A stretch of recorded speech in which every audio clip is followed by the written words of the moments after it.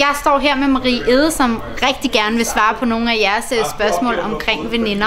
Så det første spørgsmål er, hvad gør du for at være en god veninde? Men altså, hvis en af mine veninder er ked af det, eksempelvis hvis der er et eller andet kæresteproblemer, eller hvad det nu kan være, så er det selvfølgelig rigtig vigtigt for mig at kunne være der for dem og snakke med dem om de ting, og måske forkæle dem lidt, lave rigtig god mad til dem, eller tage dem med på en bytur. Ja. Det kunne være nogle af de ting. Hvad er så en god veninde for dig? En god veninde for mig er en veninde, som elsker mig på godt og ondt. Altså, fordi jeg har jo helt klart mine styrker og mine svagheder, og kan godt være en stædig dame, og også en temperamentsfuld dame, men jeg tror egentlig, at alle mine veninder, de holder af mig, på trods af, at jeg godt kan være en bestemt dame. Ja. Har du så en eller anden veninderegel, som bare sådan er den vigtigste veninderegel i hele verden?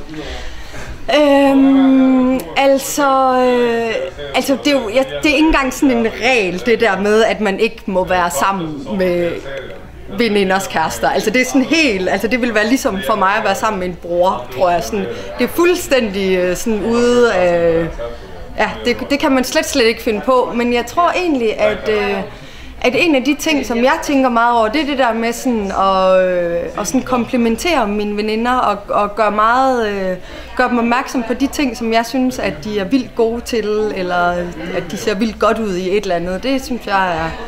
Det gør jeg meget ud af. Og sådan give dem deres Giv dem nogle komplimenter. Ja. Lige præcis. Spil dem gode. Og du har selv sagt det lidt, men har du nogensinde prøvet at have en veninde, hvor I ligesom hvor der var en fyr, der kom imellem jer?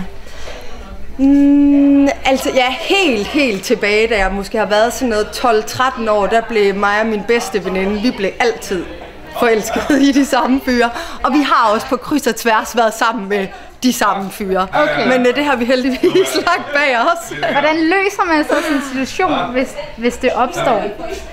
Jamen altså heldigvis på det tidspunkt, der tog vi det nok ikke helt så alvorligt, det der med kærligheden. Det var lidt bare sådan, jamen, den ene dag var man forelsket i den ene, og den anden dag i den anden. Jeg tror slet ikke tænke på, hvordan det ville være, hvis det skete, når man er lidt ældre.